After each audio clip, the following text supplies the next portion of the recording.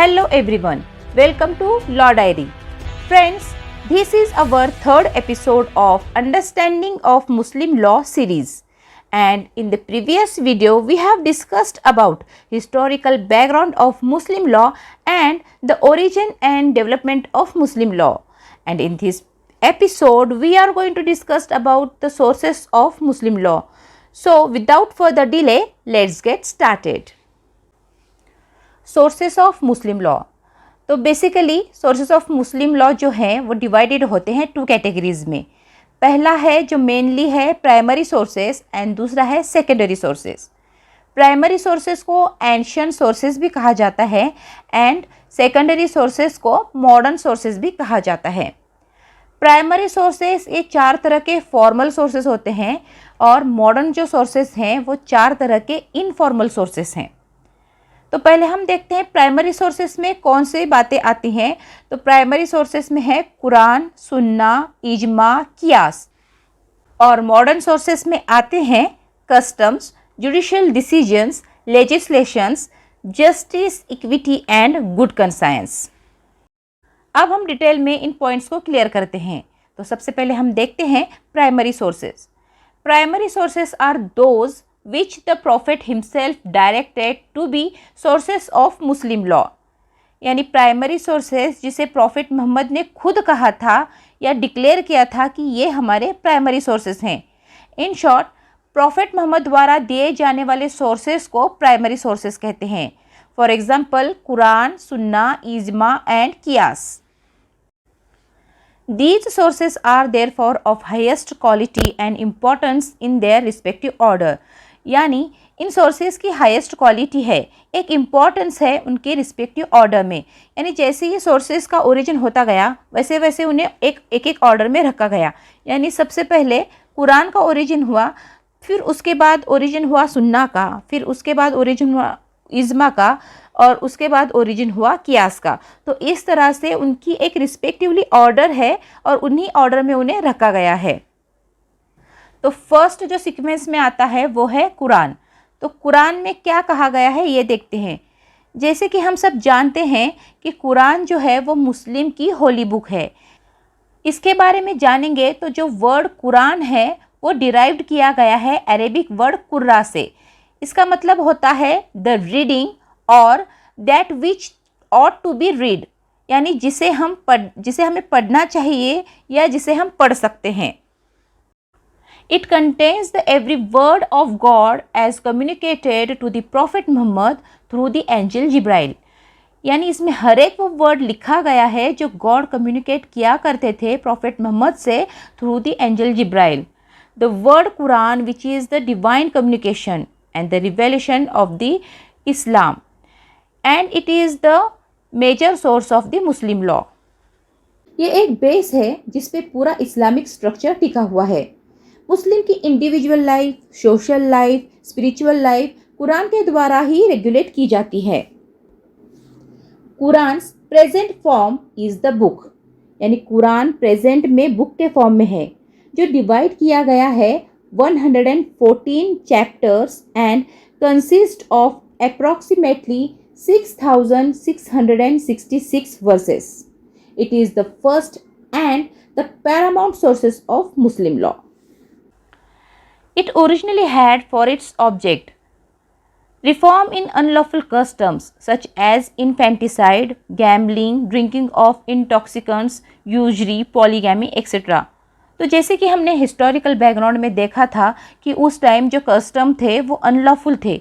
Women की condition काफ़ी miserable हुआ करती थी और पॉलीगैमी आम हो गई थी, यानी अनगिनत शादियाँ आम थी। लड़कियों को पैदा होते ही मार देते थे।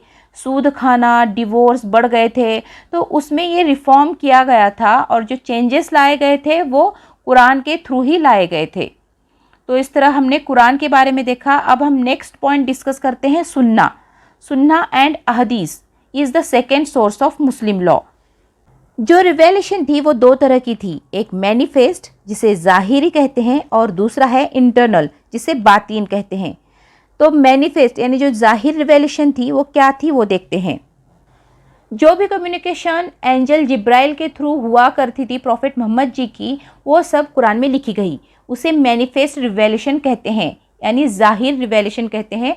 और जो इंटरनल रिवेलेशन थी, यानी कि उस समय जो भी क्वेश्चंस आए हुए, जो प्रॉब्लम्स आई, उन्हें प्रॉफिट मोहम्मद ने अपने ओपिनियन से सॉल्व किए। उनके डिसीजन मेकिंग को ही यहाँ इंटरनल रिवेलेशन कहा गया, यानी बातीन कहा गया। तो सुन्ना का लिटरली जो मीनिंग है वो है अ प्रोसीजर और अ वे ऑफ एक्शन। जो भी प्रॉफिट मोहम्मद की प्रैक्टिसेस थे, उनके प्रेसिडेंट्स थे, डिसीजंस थे, उसे सुन्ना में कंसिडर किया गया। जो उनकी डे टू डे लाइफ की हैबिट्स थे, प्रैक्टिसेस और डीड्स थे, उन्हें ही सुन्ना कहा जाता है। सुन्नत यानी सुन्ना 3 क्लासेस में डिवाइड किए गए हैं। पहला है सुन्नतुल फ़ैल, दूसरा है सुन्नतुल कौल, सुन्नतुल तकरीर। जो भी प्रॉफिट के एक्शंस थे, जो प्रैक्टिसेस थी, उन्हें सुन्नतुल फ़ैल कहते हैं। और जो भी उनके वर्ड्स थे, जो स्पोकन वर्ड्स थे, वो सब सुन्नतुल कौल में कंसिडर किए गए हैं। और जो भी कुछ ऐसी सिचुएशन आई जिसमें उन्होंने साइलेंस रहना पसंद किया, उनकी साइलेंस को भी कंसिडर किया गया अप्रूवल के तौर पे, तो approval of rule of law. तो इस तरह से ये 3 क्लासेस में डिवाइड किए गए थे। अब हम डिस्कस करेंगे इज्मा के बारे में। इज्मा यानी acceptance of jurist. First 2 resources जो हैं, यानी कुरान एंड सुन्ना, वो पास्ट में डील करते थे, और इज्मा और कियास जो हैं वो डील करते हैं, वो future of the Islamic jurisprudence से डील करते हैं। तो अब जब प्रॉफिट मोहम्मद के डेथ के बाद ओरिजिनल लॉ मेकिंग प्रोसेस थी वो एंड हो गई थी। उनके बाद जो क्वेश्चंस अराइज हुए, जो सिचुएशंस आई, जो प्रॉब्लम्स क्रिएट हुई, तो उसका सॉल्यूशन कुरान में नहीं था और ना ही सुन्ना में है। तो ऐसी स्थिति में उस टाइम पे जो जूरिस्ट थे वो उस पर अपना ओपिनियन दिया करते थे, जो कि प्रॉफिट मोहम्मद के प्रिंसिपल के थ्रू ही वो दिया करते थे। उसी जूरिस्ट के ओपिनियन को इज्मा कहते हैं।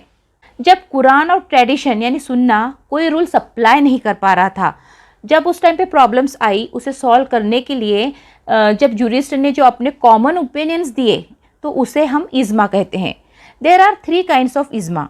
फर्स्ट है इज्मा ऑफ कंपेनियन, सेकंड है ijma of the jurist and third है इज्मा ऑफ द पीपल और मासेस।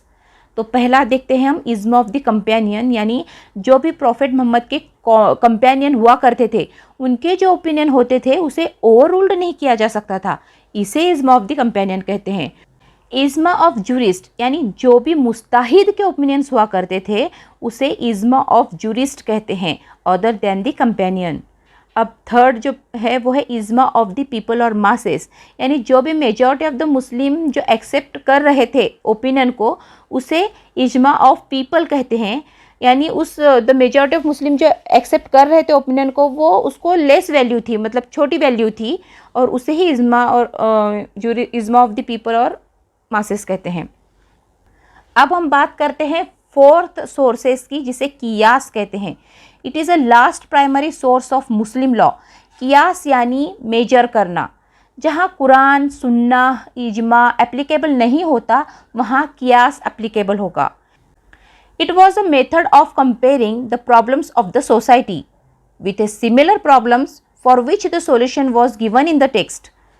सोसाइटी के प्रॉब्लम्स को कंपेयर करना उस प्रॉब्लम के साथ जिसका सॉल्यूशन ऑलरेडी मिला हुआ है, इस तरह से प्रॉब्लम को कंपेयर करके एक जजमेंट पास करना, उसे कियास कहते हैं। उसका सॉल्यूशन निकालना, उसका जजमेंट पास करना, कंपेयर करके सेम सिचुएशन को, उसको कियास कहते हैं। तो ये थे 4 प्राइमरी सोर्सेस। फर्स्ट है कुरान, दूसरा है सुन्ना, तीसरा है इज्मा और चौथा है कियास। ये अपने अपनी ओरिजिन के हिसाब से उसे सीक्वेंस में रखा गया है, और आपको उसी ओरिजिन में ही, उसी सीक्वेंस में ही इसे लिखना है एग्जाम में वगैरह। तो अब हम डिस्कस करेंगे सेकेंडरी सोर्सेस, जिसे मॉडर्न सोर्सेस भी कहा जाता है। तो इसमें सबसे पहले बात आती है कस्टम्स की। तो before Islam Arabs were governed by the customaries law, जो कि एक बार्बरस काइंड ऑफ हुआ करते थे, अगेंस्ट ह्यूमैनिटी थे। When the Islam exist, prophet Mohammad को जो भी ये कस्टम्स बैड लगे, इविल लगे, उनको उन्होंने एबॉलिश किया, और प्रॉफिट मोहम्मद ने उन्हें अन इस्लामिक डिक्लेयर कर दिया।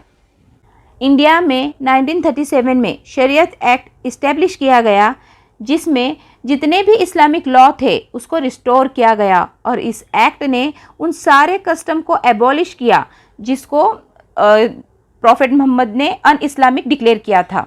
अब बात करते हैं सेकेंड सोर्सेज जुडिशियल डिसीजंस की। इसमें सुप्रीम कोर्ट्स के एंड हाई कोर्ट्स के प्राइवेट काउंसिल्स के जो डिसीजंस थे वो इंक्लूड होते हैं, और ये जो डिसीजंस है वो कोर्ट को बाउंड करते हैं कि फ्यूचर में सेम केसेस में आपको यही जजमेंट देना होगा। यानी अगर दोनों केसेस में सेम सर्कमस्टेंसेस होते हैं तो डिसीजन जो भी होगा वो सिमिलर ही होगा। कुछ पॉइंट्स होते हैं जिसमें जुडिशियल डिसीजंस को भी मॉडिफाई करना पड़ता है मुस्लिम लॉ में, जैसे कि under the pure Muslim law no interest allowed on a loan. तो एक केस लॉ हुआ था हमीरा बीबी वर्सेस जुबैदा बीबी। इस केस में प्रिवी काउंसिल ने अलाउड किया था इंटरेस्ट को अनपेड डावर पे। तो मुस्लिम में अलाउ नहीं है इंटरेस्ट, पर कुछ ऐसे केसेस होते हैं जिसमें इन डिसीजंस को मॉडिफाई भी करना पड़ता है। अब थर्ड पॉइंट है legislation. In India Muslims are also governed by the various legislation passed either by parliament और बाय स्टेट लेजिस्लेशन। इंडिया में जो भी मुस्लिम हैं वो गवर्न किए जा रहे हैं पार्लियामेंट के बनाए हुए रूल्स के थ्रू या फिर स्टेट के बनाए हुए रूल्स के through. God is the supreme legislature as per Islam. इसके बावजूद कुछ लेजिस्लेशन मॉडिफाई किए गए हैं, जैसे कि freedom of religion act 1850, the guardian and ward act 1890, the शरीयत एक्ट 1937 एक्सेट्रा। इस्लाम गॉड की ही लेजिस्लेशन को सुप्रीम मानता है, लेकिन as per modern resources in laws में कुछ मॉडिफिकेशन किए गए द स्टेट लेजिस्लेशन के थ्रू और पार्लियामेंट लेजिस्लेशन के थ्रू। तो अब हम बात करते हैं फोर्थ सोर्स के बारे में, जिसे justice, equity and good conscience कहते हैं। मुस्लिम लॉ में principle of justice, equality and good conscience ये भी एक सोर्स है मुस्लिम लॉ का। According to Abu Hanifa who is the founder of Hanafi sect of Sunnis, उन्होंने प्रिंसिपल को डिकोड किया the rule of law based on analogy. और जो जजमेंट है वो लिबरल कंस्ट्रक्शन का होना चाहिए, ऐसा उनका ओपिनियन था। तो जो principle of the Muslim law are known as istihsan और जुरिस्ट इक्वालिटी। तो दोस्तों ये था आज का एपिसोड।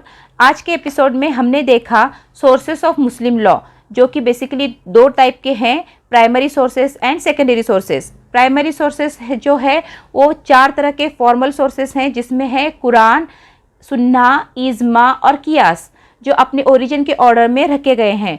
और सेकेंडरी सोर्सेस में है customs, judicial decisions, legislation, justice, equity and good conscience. तो नेक्स्ट एपिसोड में हम डिस्कस करने वाले हैं स्कूल्स ऑफ मुस्लिम लॉ, जिसमें हम शिया स्कूल और सुन्नी स्कूल के बारे में डिस्कशन करने वाले हैं। तो मिलेंगे नेक्स्ट एपिसोड में, तब तक के लिए stay happy, stay healthy, bye bye.